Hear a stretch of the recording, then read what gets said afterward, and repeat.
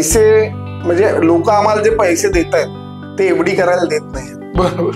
आम्ही काम करतो म्हणून लोक पैसे देत आहेत, तर आलेल्या पैशापैकी 90% आम्ही खर्च करतो. काय होतंय आज की एकुलता एक मुलगा असतो, त्याच्यामुळे त्याला नाही ऐकायची सवयच नसते. ह्याच्यातनं एक झालं की दुसऱ्या कार्यक्रमांना गेलं ना तर तिथे काय कमतरता आहेत त्या लगेच लक्षात येतात. आणि मग माझे जे कोण ऑर्गनायझर मित्र असतात त्यांना माझं लगेच सांगितलं जातं की अरे नाही हे करा, हे नाही दिसत, हे असं होतंय. नमस्कार. वेद भेटच्या आजच्या एपिसोडमध्ये तुम्हा सगळ्यांचं मनापासून स्वागत. वेद भेटच्या माध्यमातून डोंबिवली, कल्याण, ठाणे ह्या परिसरातल्या अनेक व्यक्तींशी आपण संवाद साधला. अनेक विषयांवरची त्यांची मतं त्यांच्याकडून जाणून घेतली. पण केवळ व्यक्तीच नाही तर डोंबिवली हे सांस्कृतिक, शैक्षणिक आणि त्याचबरोबर सामाजिक कार्यात अग्रेसर असणारं शहर. त्यामुळे ह्या शहरामध्ये अनेक संस्था अशा आहेत की ज्या गेली अनेक वर्ष सतत अविरतपणे कार्य करतात आणि ह्या वेगवेगळ्या क्षेत्रांमध्ये कार्य करत असताना स्वतःचं वेगळेपण जपणारी आणि त्याच सोबत सलग 74 वर्ष कार्यरत असणारी एक संस्था म्हणजेच डोंबिवलीतील टिळकनगर सार्वजनिक गणेशोत्सव मंडळ. ह्या संस्थेने गणेशोत्सव हा गेले 74 वर्ष चालवलेला आहेच. सार्वजनिक प्रमाणात गणेशोत्सव ज्याची सुरुवात टिळकांनी केली तोच वारसा त्यांनी पुढे चालवला. पण केवळ एवढ्यावरच ते थांबले नाही तर सामाजिक क्षेत्रात, शैक्षणिक क्षेत्रात आणि सांस्कृतिक क्षेत्रात सुद्धा ते नेहमीच अग्रेसर राहिले, नेहमीच कार्यरत राहिले. आणि म्हणून 75वं वर्ष म्हणजेच अमृत महोत्सवी वर्ष साजरं करत असताना आज त्याच टिळकनगर गणेशोत्सव मंडळाचे माजी अध्यक्ष आणि सध्या कार्यकर्ता म्हणून कार्यरत असणारे संदीप वैद्य आज आपल्यासोबत आहेत. तुमचं मनापासून स्वागत. पहिल्यांदा धन्यवाद वेद टीमचं की तुम्ही आमच्या मंडळाला तुमच्या वेद पॉडकास्ट मध्ये स्थान दिलं आमच्या अमृत महोत्सवी वर्षात, त्याबद्दल मनापासून धन्यवाद. येस. आणि अमृत महोत्सवी वर्ष मुळात 75 वर्ष हा खूप महत्वाचा टप्पा आहे आणि मला खात्री आहे की त्यातली अनेक वर्ष तू मंडळासोबत जोडला गेलेला आहेस अगदी लहानपणापासून. कारण टिळकनगर ही तुझी जन्मभूमी, तो परिसर, त्यामुळे त्या सगळ्या मंडळामध्ये किंवा गणेशोत्सव हे सगळं बघतच तू मोठा झालायस. तर काय वाटतंय आज मागे वळून बघताना, आता हे 75वं वर्ष सेलिब्रेट करतोय, कसं वाटतंय? नाही, खूप आनंद होतोय. कारण असं आहे की मी शाळेत असताना मांडवात गणपती व्हायचा तेव्हा नाटक वगैरे असेल की आम्ही जाऊन दुपारपासून आमची सीट अडवून बसायचो. आणि शाळेत असताना मी 25वं वर्ष बघितलं. आणि 10वीत असताना माझ्याकडे वर्गणी गोळा करायला आमच्या घरी काही कार्यकर्ते आले आणि त्यांनी मला रिक्वेस्ट केली की अरे तू मंडळाचा कार्यकर्ता का होत नाहीस. म्हणून मी 83 साली मंडळाचा कार्यकर्ता झालो. तो आजपर्यंत कार्य सुरू आहे. आणि मी असं म्हणेन की मंडळाचं सुवर्ण महोत्सवी वर्ष, हिरक महोत्सवी वर्ष आणि आता अमृत महोत्सवी वर्ष, या तिन्ही महत्वाच्या वर्षांमध्ये काम करण्याची मला संधी मिळाली. हे मी बाप्पाचे त्याच्यासाठी खरंच ऋणी आहे. तू अध्यक्षही होतास, बरेच कार्यकाळ तुझ्या अध्यक्षतेखाली या मंडळाने वाटचाल केली आणि खूप महत्वाची कामं ह्या सगळ्या कार्यकाळामध्ये झालेली आहेत किंवा गेल्या 75 वर्षामध्येच खरं तर मंडळाने खूप चांगले चांगले उपक्रम राबवले. तर तुझ्या अध्यक्ष काळाकडे जेव्हा मागे वळून बघतोस तेव्हा काय सगळं आठवतं आणि काय काय उपक्रम त्या काळात तू राबवले होतेस? खरं सांगायचं तर मी जेव्हा 83 साली गणेशोत्सव जॉईन केला तर त्याच्यानंतर काय झालं की तेव्हा परिस्थिती अशी होती की पुढच्या वर्षीचा गणपती होईल की नाही अशी परिस्थिती होती. म्हणजे आम्ही वर्गणी गोळा करायला जायचो तर 1 रुपया आणि 1.5 रुपया वर्गणी लोक द्यायचे. तिथून हळूहळू आम्ही लोकांना तयार केलं की आम्ही काहीतरी वेगळं काम करतोय, चांगले कार्यक्रम देतोय. त्याच्यातून आमच्या पाठीशी लोक उभे राहिले. आमच्या मंडळाचे जुने जाणते कार्यकर्ते सुहास जांडेकर, तर त्यांच्या अध्यक्षतेखाली आम्ही 93 साली मंडळ कायमस्वरूपी रजिस्टर केलं. ओके. आणि मग आम्ही वर्षभर कार्य करायला सुरुवात केली. आणि आम्ही एक मनाशी नक्की हे केलेलं की जो उपक्रम सुरू करू तो बंद करायचा नाही. बरं. तर पहिल्यांदा आम्ही एक हे केलं की रक्तगट सूची आम्ही तयार केली. म्हणजे आम्ही दरवर्षी रक्तगट चिकित्सा शिबिर करायचो आणि त्याच्यातून आमच्याकडे जवळजवळ 4 ते 5 हजार डोनर्सची लिस्ट तयार होती. आम्हाला रात्री कोणी 10 वाजता जरी फोन केला तरी दुसऱ्या दिवशी सकाळी आम्ही 10-12 बाटल्या पण रक्त लोकांपर्यंत लाईव्ह डोनर त्या हॉस्पिटलना पोहोचवायचो. मग आमच्या एरियातले जोशी सर होते, तर त्यांनी आम्हाला हे केलं की स्कॉलरशिप मार्गदर्शन शिबिर डोंबिवलीत होत नाही. ओके. 10वी सगळेच करतात, पण स्कॉलरशिपसाठी कोणी करत नाहीत. आणि 4थी आणि 7वी स्पर्धात्मक परीक्षांसाठी आपण म्हणतो स्टेपिंग स्टोन आहे. बरोबर. तर त्याच्यासाठी काहीतरी तुम्ही सुरू करा, म्हणून आम्ही ते सुरू केलं. मग असं मनात आलं की अरे आपण किल्ले आम्ही असे वेगवेगळे उपक्रम मी जे 10 वर्ष साधारण अध्यक्ष होतो त्या काळात आम्ही वेगवेगळे उपक्रम सुरू केले. त्यात आम्ही एक केला की पहिल्यांदा दिवाळी अभिष्ट चिंतन, म्हणजे पहिल्या दिवशी नगरातून बाहेर जाणाऱ्या माणसाला अत्तर लावायचं, फुल द्यायचं एक आणि पेढा द्यायचा, असा उपक्रम आम्ही सुरू केला. तो आज तागायत सुरू आहे. त्याच्यानंतर मग त्याच्यात नाही आलं की अरे आपण काही नगरातल्या मुलांसाठी किल्ले बांधणी करू शकतो का. मग आम्ही किल्ले बांधणी स्पर्धा सुरू केली. मग ती सुरू केल्यावर त्यात अजून इम्प्रुव्हमेंट असं करायला लागलो की आम्ही सांगायचो की त्या किल्ल्याची पूर्ण माहिती पाहिजे मुलांना. मग आम्ही जेव्हा जायचो ना परीक्षणाला, तर अक्षरशः लोक मावळ्यांच्या वेशात उभे असायचे, अख्खी सोसायटी खाली आलेली असायची आणि मुलं पूर्ण म्हणजे त्या सिमिट्रीमध्ये किल्ले बनवायला लागले. मग आम्ही विचार केला अरे आपण मुलांना किल्ले दाखवू शकतो का. मग आम्ही किल्ले दर्शन सहल सुरू केली.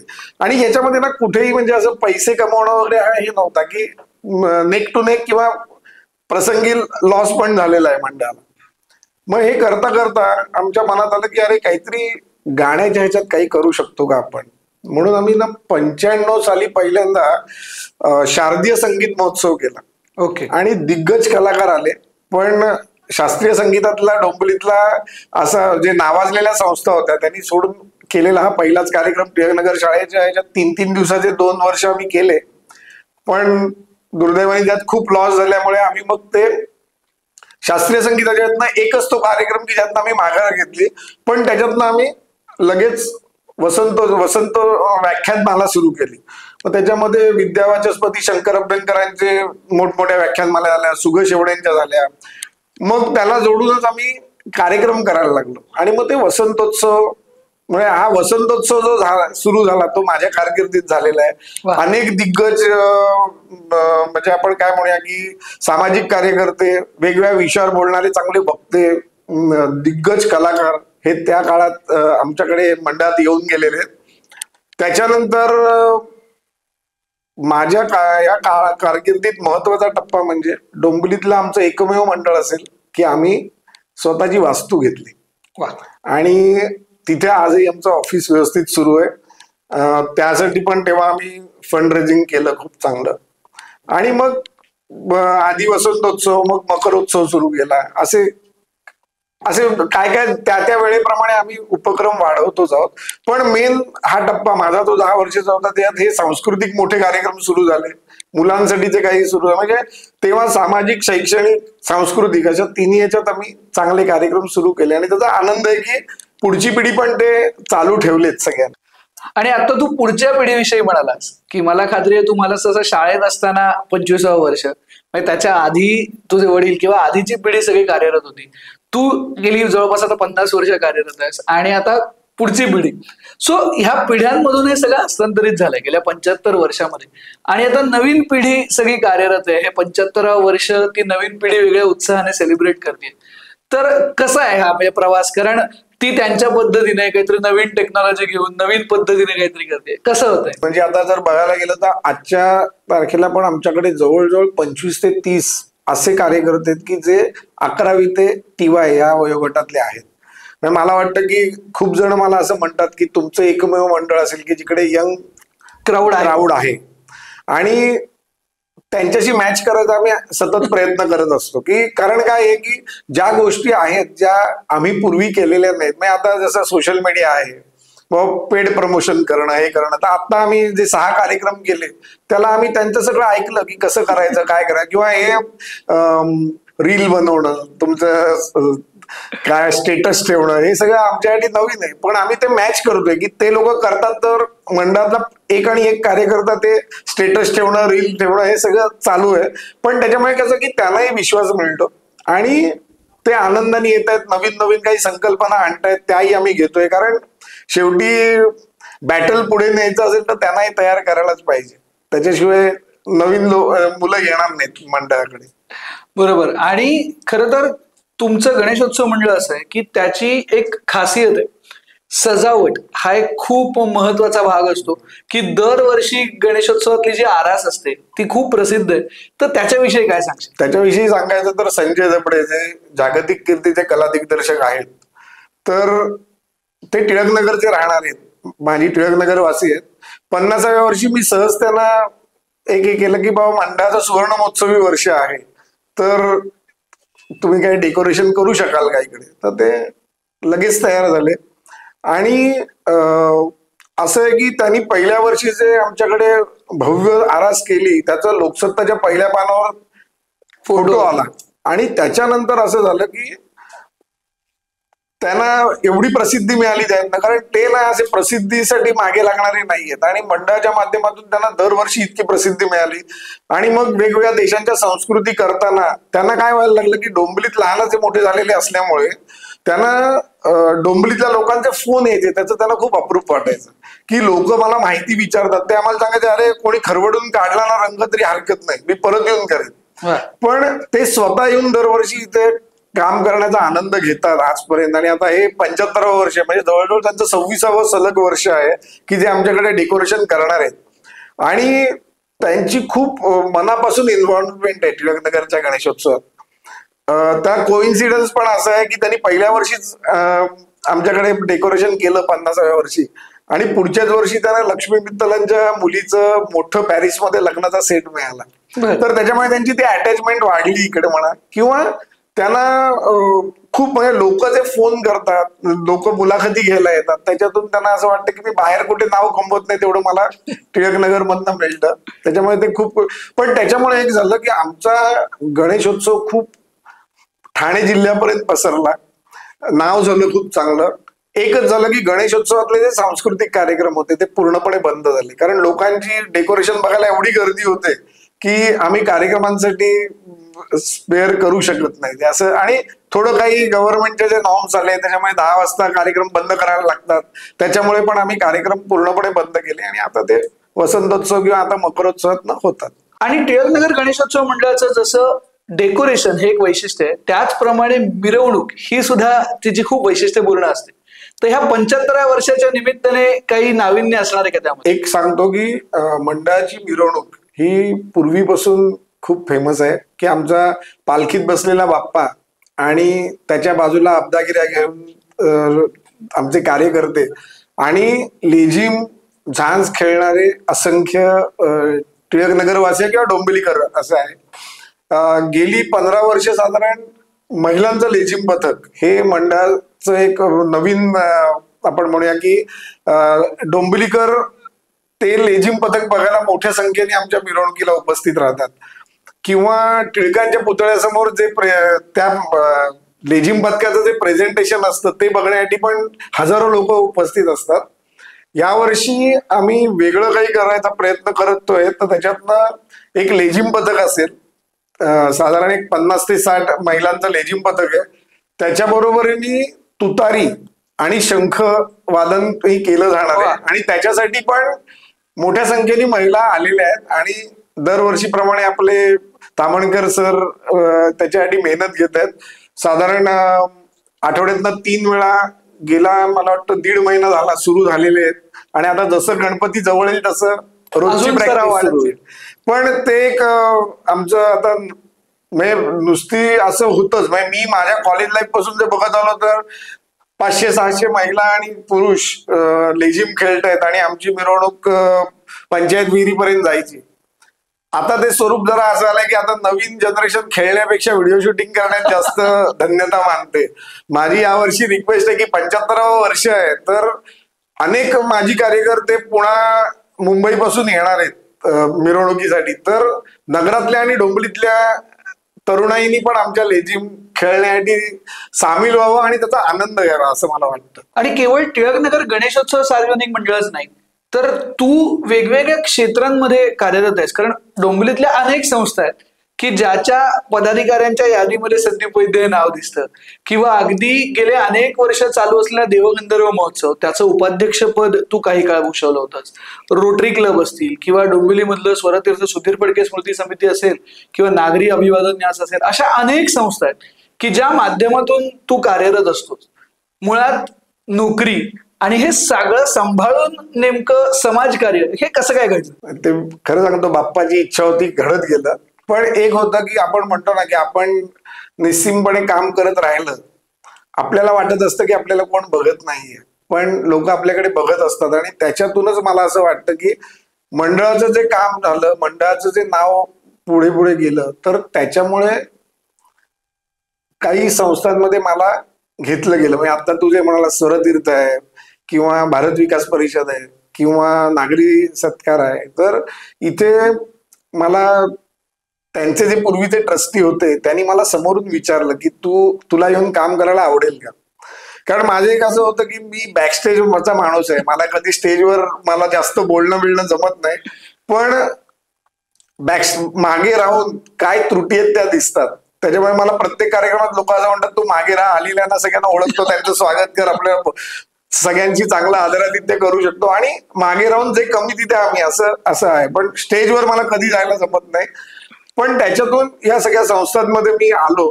आणि असं असेल एखाद वेळेस की मी कॉलेजमध्ये असताना माझी आई दुर्दैवाने आईचं निधन झालं, तर त्याच्यामुळे असेल कुठेतरी की माझ्यात ती भावना रुजली की आपण काहीतरी समाजकार्य करायला पाहिजे. आणि मग त्याच्यातून मी जास्त जास्त वेगवेगळ्या कार्यक्रम याच्यात इन्व्हॉल्व्ह होत गेलो. आणि मग ओळखी वाढत गेल्या, लोकसंग्रह वाढत गेला. त्याच्यामुळे प्रत्येक संस्थेला कुठे ना कुठेतरी माझ्यातून काहीतरी मदत झाली असं मला वाटतं. आणि मग एक एक संस्था मला इन्व्हॉल्व्ह करत गेले. पण मी एक सांगतो की जेवढा मी मंडळामध्ये इन्व्हॉल्व्ह आहे तेवढा बाकी सगळ्या ठिकाणी असीनच असं नाही. पण जेवढं मला देता येईल तेवढं मी सतत देण्याचा प्रयत्न करत असतो. आणि केवळ ह्याच संस्था असं नाही, तर मधुमालती एंटरप्राइजेस ह्या नावाने आई वडिलांच्या स्मृती प्रित्यर्थ तू ते केलं होतंस, आणि त्या माध्यमातून सुद्धा अनेक वेगवेगळे उपक्रम राबवत असतोस. तर त्या मागची नेमकी संकल्पना काय होती? संकल्पना अशी होती की मी 12वीत असताना आईचं निधन झालं, तर माझी अशी इच्छा होती की काहीतरी आपण आईच्या नावाने काहीतरी करावं. तर मी माझ्या बाबांचा 83वा वाढदिवस होता, त्या दिवशी आमचं रोटरीचं चिऊ पार्क आहे, त्या चिऊ पार्क मध्ये मी 83 झाडं डोनेट केली, त्यांच्या हस्ते लावली, बाबांच्या हस्ते. आणि त्या दिवशीच मी 5 जून 2017ला मी मधुमालती एंटरप्राइजेसची स्थापना केली. मला वाटतं आजपर्यंत 40 कार्यक्रम असतील वेगवेगळ्या क्षेत्रातले. म्हणजे माझं मेन एम असं होतं की माझी आई शिक्षिका होती म्हणून शैक्षणिक कार्यक्रम, वडील माझे संगीत नाटकांमध्ये आणि तबला वाजवायचे उत्कृष्ट म्हणून सांगीतिक कार्यक्रम, आणि मी स्वतः इन्व्हेस्टमेंट ऍडवायझर म्हणून इन्व्हेस्टमेंट मधले कार्यक्रम. तर अशा 3 क्षेत्र मी निवडलेली आहेत. त्याच्यामधल्या कार्यक्रम मी स्वतः ऑर्गनाईज करतो, किंवा जे कोणी असे कार्यक्रम करतात त्यांना मला यथाशक्ती जी आर्थिक मदत करता येते ती मी करतो. तर आजपर्यंत मधुमालतीच्या नावावर असे 40 कार्यक्रम तरी लागलेले आहेत. आणि माझी इच्छा आहे की जे काही होईल, मी एक अमाऊंट ठरवलेली आहे की ती दरवर्षी मी मधुमालतीच्या अकाउंटला टाकतो, आणि त्याच्यातनं एक पैसाही घरात येण्याची माझी इच्छा नाही. जर एखादा कार्यक्रम ऑर्गनाईज करताना प्रॉफिट झाला तर तो कोणत्या तरी संस्थेला मी देतो, असं माझं दरवर्षीचं ठरलेलं आहे. आणि खरं सांगायचं तर आपण समाजाचं एक देणं लागतो, ही भावना खरं तर प्रत्येकाकडे असते. पण आजच्या तरुण पिढीविषयी बोलायचं झालं तर नोकरी, प्रवास, मुंबईतला हा खूप मोठा गोष्ट आहे की प्रवास आणि आपला संसार, ह्या सगळ्यामध्ये ते इतके अडकलेले असतात की मनात इच्छा असून सुद्धा प्रत्येकाला समाजकार्य करता येईलच असं सांगता येतं. पण तू याचं एक आदर्श उदाहरण आहेस की मी म्हटलं मगाशी की नोकरी आणि हे सगळे व्याप सांभाळून तू ते केलंस. तर आजच्या तरुण पिढीला नेमकं काय सांगशील? कसं आहे की मी जवळजवळ 28.5 वर्ष मुंबई महापालिकेत काम केलं. पण असं आहे ना, मला असं वाटतं की खूप जणांचा प्रॉब्लेम काय होतो की आपण जर भाऊ केला ना, खूप वेळ काढायचा म्हटलं तर वेळ आहे, नाही म्हटलं तर खरंच नाहीये. पण काही लोकांचं काय होतं की आपण काम करतोय सांगायला लोक लाजतात. मी तसं नाहीये. मी माझ्या ज्या ज्या डिपार्टमेंटला माझी ट्रान्सफर झाली त्या त्या प्रत्येक ठिकाणी मी सांगायचो की मी हे करतो. आपले जे कार्यक्रम असतील ते प्राऊडली लोकांना सांगणं. आणि त्याच्यातून ना मला इतकं हे झालं की मला प्रत्येक ज्या ज्या डिपार्टमेंटला गेलो तिथे प्रत्येकाने मला मदतच केली. म्हणजे एखादा कार्यक्रम आहे लवकर जायचं तर सोडायचे, पण नो डाऊट कामं माझी सगळी संपूर्णच मी हे करायचं, म्हणजे त्याचं कधी ऍसेट केलं नाही. पण आता म्हणजे मी गव्हर्नमेंट सर्वंट असल्यामुळे काय होतं की ठीक आहे, आम्हाला 10 ते 5 वेळ होती. आताची मुलं असेल की त्यांच्या वेळाच ठरलेल्या नाहीत, ते म्हणजे मध्यरात्रीच घरी येतात. पण असं मला वाटतं की शनिवार रविवार त्यांनी काही जर वेळ काढला तर, कारण त्यातनं मिळणारा जो मानसिक आनंद आहे ना तो खूप मोठा आहे असं मला वाटतं. या कार्यातून जो मिळणारा मानसिक आनंद तो खूप मोठा आहे. आणि हे झालं नोकरी करणाऱ्यांचं. पण मला काही गोष्टी ना कॉलेजमध्ये जाणाऱ्या मुलांसाठी पण सांगाव्याशा वाटतील किंवा त्यांच्या पालकांसाठी. काय होतंय आज की एकुलता एक मुलगा असतो, त्याच्यामुळे त्याला नाही ऐकायची सवयच नसते. तर मला असं वाटतं की अशा जर संस्थांमध्ये ते सामील झाले तर एक तर काय असतं, 50 कार्यकर्ते असतात, हम करे सो कायदा होऊ शकत नाही. सगळ्यांना त्यांना म्हणजे सगळ्यांची मिळून मिसळून काम करायला लागतं. 4 जणांचा विरोध असू शकतो, मग आपल्या भावनांना कधी कधी मुरड घालायला लागू शकते. पण सगळ्यात महत्वाचं ना, मी सांगतो की वर्गणी गोळा करायला जेव्हा आपण जातो तेव्हा म्हणजे तुमचा कितीही अपमान होऊ शकतो.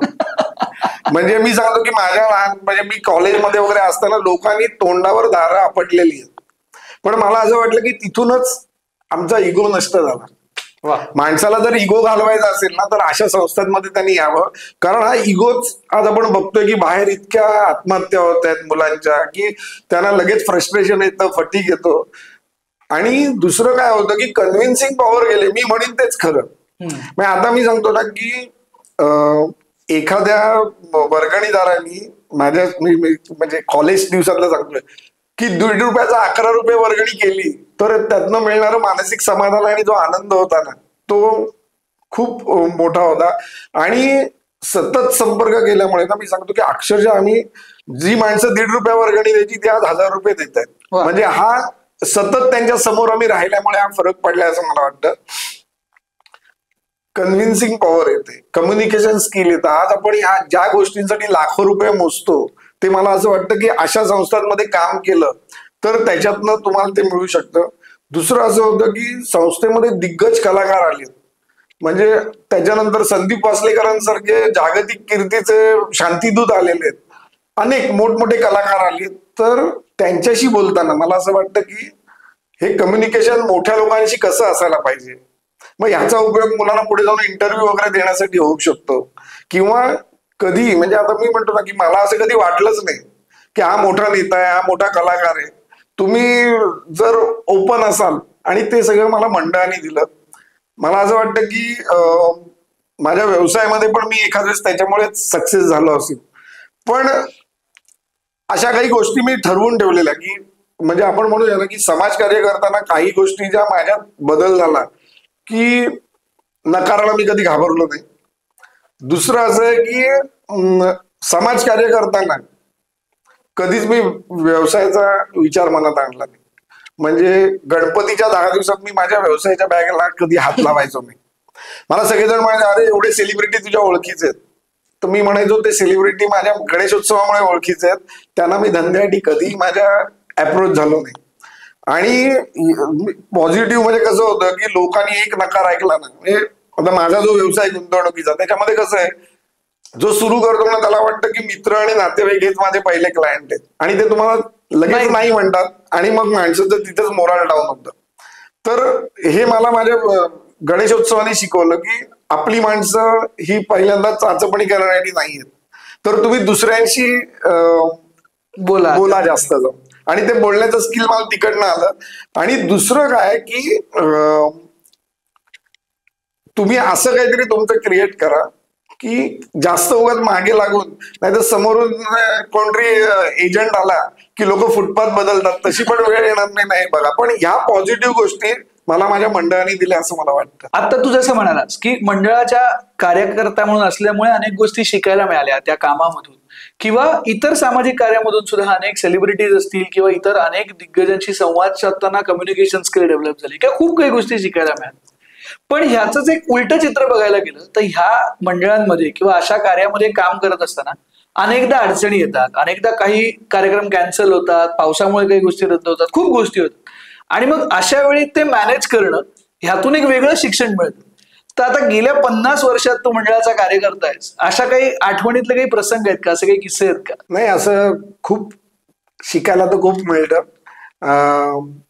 केन कुलकर्णी हॉलमध्ये पाडगावकरांचा कार्यक्रम होता आणि असं काही झालं की साऊंड व्यवस्थित चालत नव्हता.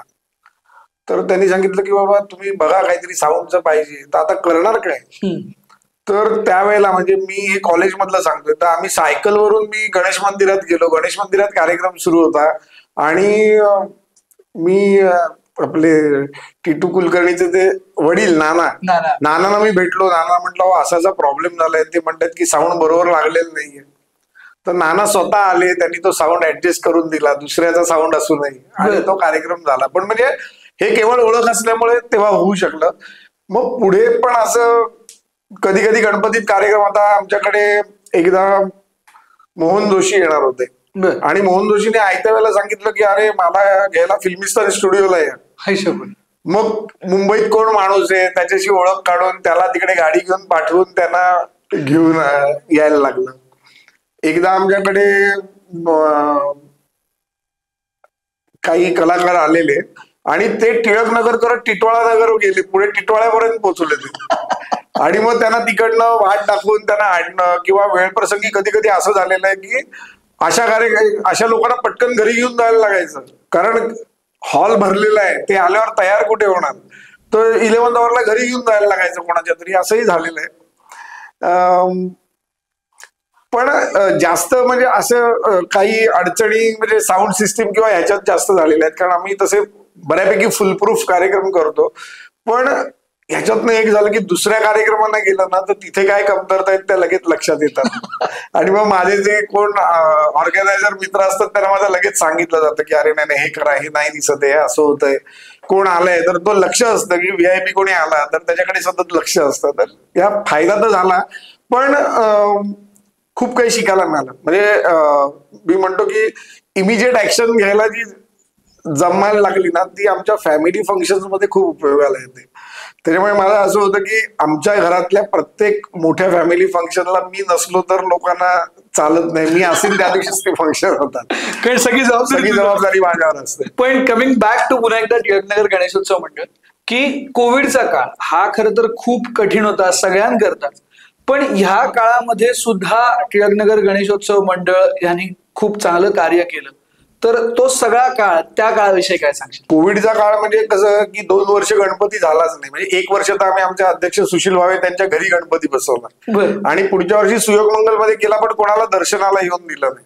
पण कोविडच्या काळामध्ये आमच्या मंडळातले खूपसे कार्यकर्ते लसीकरणासाठी मदत करत होते, किंवा आम्ही जाऊन महापालिकेला काही मदती केल्या. म्हणजे मेडिकल एड आम्ही खूप तेव्हा पोहोचवली.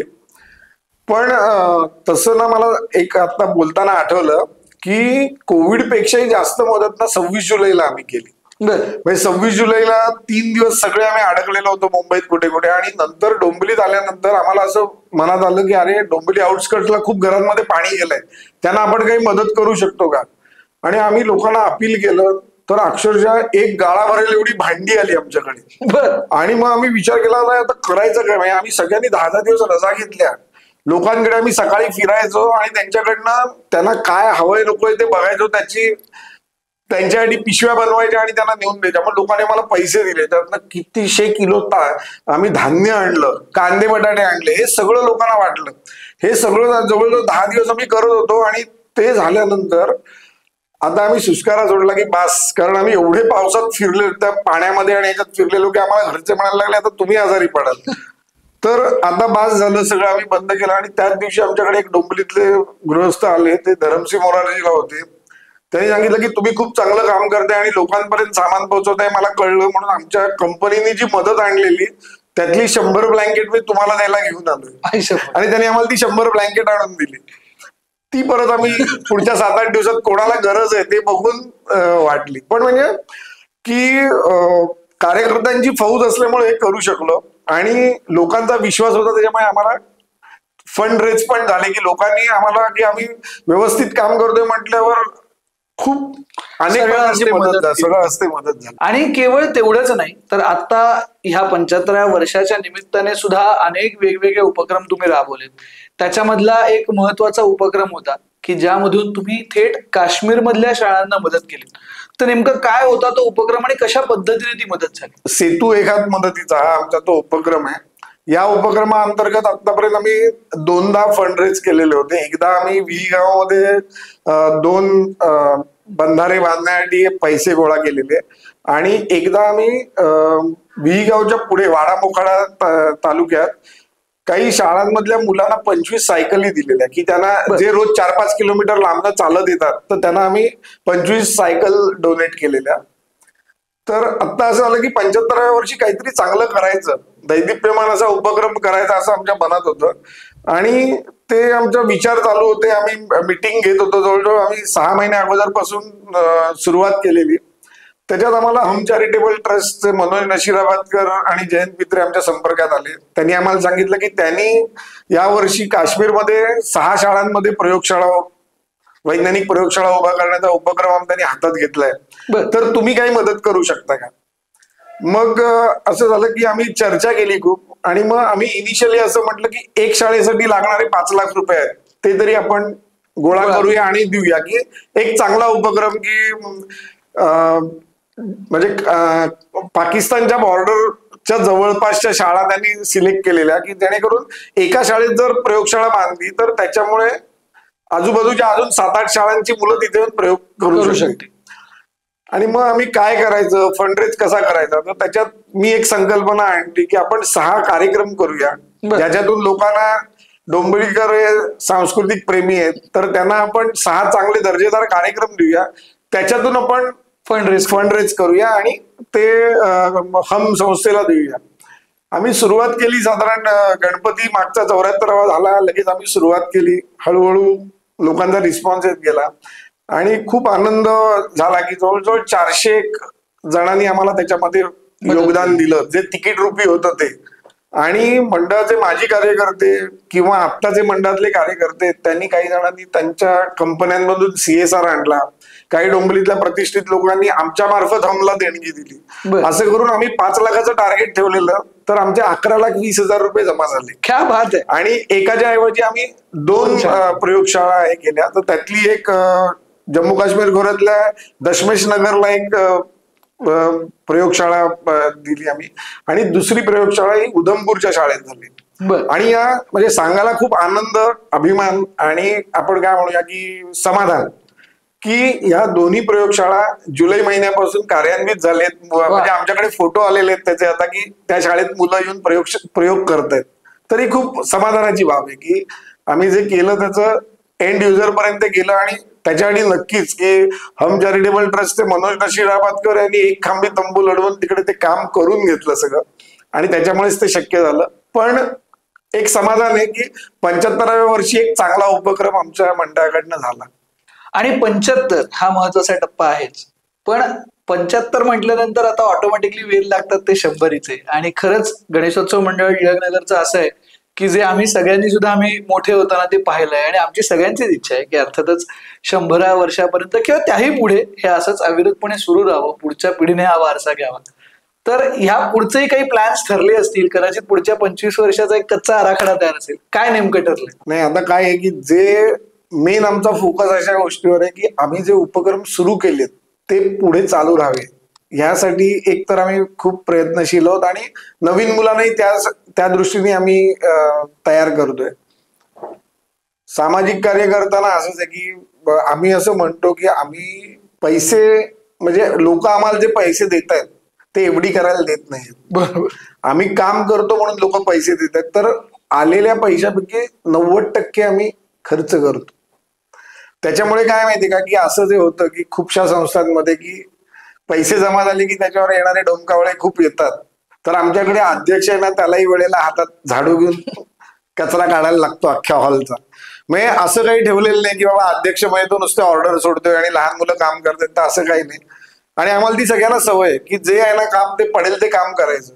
पण जसं आता काश्मीरला प्रोजेक्ट आम्ही केला, तसे अजून उत्तरोत्तर चांगले जे लोकोपयोगी असतील, मुलांसाठी काही उपयोगी असतील, काही आता जो क्लायमेट चेंज हा विषय आहे तर ह्याच्यासाठी कुठे काही वनीकरण आहे, तर ह्याच्यासाठी काही आम्हाला प्रयत्न करता आले तर आम्हाला करायचेत नक्की. आणि शैक्षणिक क्षेत्रात तर म्हणजे असं की जिथे गरज आहे तिथे काही मदत करायला आम्हाला नक्की आवडेल. आता आम्हाला असं झालंय की लोक समोरून सांगतायत की तुम्ही 6 सांस्कृतिक कार्यक्रम खूप चांगले केलेत, आम्हाला त्याची सवय लागली, तर दरवर्षी का तुम्ही करत नाही, त्यातनं तुम्हाला पैसे उभे राहतील. पण अर्थात ते म्हणजे मोठं शिवधनुष्य आहे. म्हणजे ते मला माहिती आहे की 6 कार्यक्रम करताना किती धावपळ होते ते. पण असे लोकांच्याही अपेक्षा आहेत, लोक पैसे देतात भरभरून, पण त्याच्यातनं असंच आहे की लोक जे म्हणतात ना एवढी करा, त्याच्या इंटरेस्ट मधनं काम करा. तर आमचं मत वेगळं आहे. आम्ही म्हणतो लोक पैसे देतात ते सरळ हाताने द्या लोकांना आणि अजून दरवर्षी पैसे जमा करत राहा. आणि आता मी म्हंटल तसं की इतक्या वर्षाचा हा प्रवास आहे, इतक्या वर्षाचा हा प्रवास तू जवळून पाहिलायस, पण आता पुढची पिढी हा सगळा वारसा सांभाळणार आहे.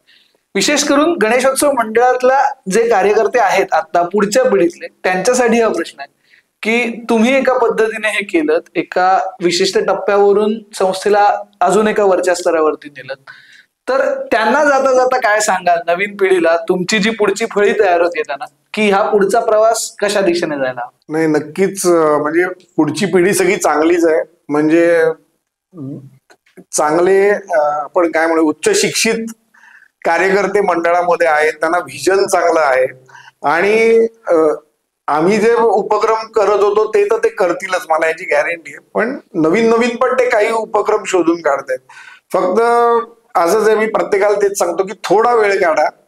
मला माहिती आहे की प्रत्येकाचं आता सगळंच बदललंय. म्हणजे शैक्षणिक दृष्ट्या पण खूप जण बिझी आहेत, त्याच्यानंतर जे जॉबला आहेत ते पण बिझी आहेत. फक्त शनिवार रविवार जरी वेळ काढला, सगळे एकत्र आले, इन्फ्रास्ट्रक्चर आमच्याकडे रेडी आहे, किंवा जे म्हटलं की लोकसंग्रह आहे, प्रत्येक तुम्ही म्हणाल की साऊंडवाले, थिएटर बिटर पासून नुसत्या एका फोनवर कामं होतात, तर त्याचा उपयोग करून जो सांस्कृतिक, शैक्षणिक आणि सामाजिक वारसा मंडळांनी जपलाय तो तसाच पुढे तुम्ही चालू ठेवावा असं मला सगळ्यांना सांगावं असं वाटेल. आणि ते करतायत. म्हणजे मला गॅरंटी आहे की अजून पुढच्या तीन पिढ्या ज्या आहेत माझ्या नंतरच्या, तर त्या उत्कृष्ट कार्य करतायत.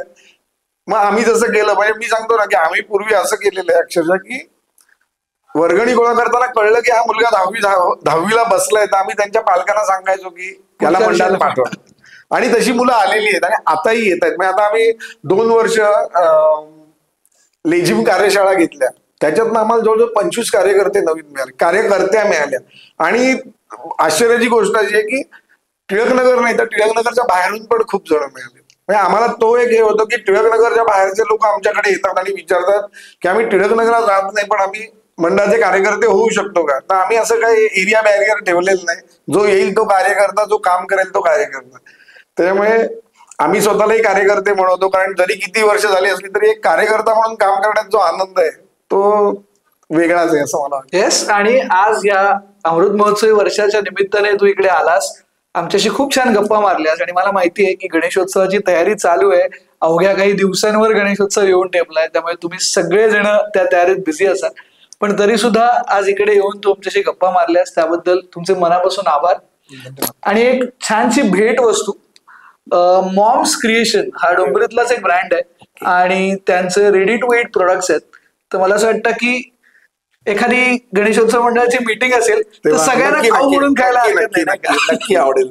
धन्यवाद. वेद थिएटरचा जो युट्यूब चॅनल आहे त्याला प्रत्येकाने लाईक करा, सबस्क्राईब करा आणि शेअर करा. वेद भेट हा जो उपक्रम आहे त्याला जास्तीत जास्त लोकांपर्यंत शेअर करा, कारण याच्यातून खूप वेगवेगळ्या लोकांचे अनुभव जे सगळ्यांसाठी उपयुक्त आहेत, तर ते लोकांपर्यंत जाण्यासाठी मदत करा असं मला वाटतं. धन्यवाद. आणि आजचा व्हिडिओ कसा वाटला ते आम्हाला कमेंट सेक्शन मधून कळवा. त्याचसोबत आता संदीप पैते यांनी ज्याप्रमाणे सांगितलं की टिळकनगरमध्ये फक्त राहणारेच रहिवासी असं नाही, तर तुम्हाला बाहेरून येऊन सुद्धा टिळकनगर सार्वजनिक गणेशोत्सव मंडळाचं सभासद व्हायचं असेल तर कमेंट सेक्शन मध्ये तुमचे कॉन्टॅक्ट डिटेल्स किंवा तुमचं नाव, पत्ता आमच्यापर्यंत पोहोचवा, जेणेकरून ह्या मंडळाचे कार्यकर्ते तुमच्यापर्यंत पोहोचतील आणि तुम्हाला सुद्धा या संस्थेचं सभासद होता येईल. त्याचसोबत जास्तीत जास्त व्हिडिओ हा लोकांपर्यंत शेअर करा किंवा वेगवेगळ्या संस्थांपर्यंत शेअर करा, कारण अविरतपणे 74 वर्ष कार्य करणं ही गोष्ट सोपी नाही. खरंच खूप कौतुकास्पद आहे, खरंच खूप गौरवास्पद आहे. आणि म्हणून जास्तीत जास्त संस्थांपर्यंत, लोकांपर्यंत हा व्हिडिओ पोहोचायला हवा. त्याकरता शेअर करा, लाईक करा आणि आमच्या वेद थिएटरच्या युट्यूब पेजला तसंच फेसबुक आणि इंस्टाग्राम पेजला सुद्धा लाईक करा, सबस्क्राईब करा, जेणेकरून असे नवनवीन व्हिडिओज आम्ही तुमच्यापर्यंत पोहोचवू शकू. आपली भेट पुन्हा एकदा होईल पुढच्या एपिसोडमध्ये. तोपर्यंत बाय बाय.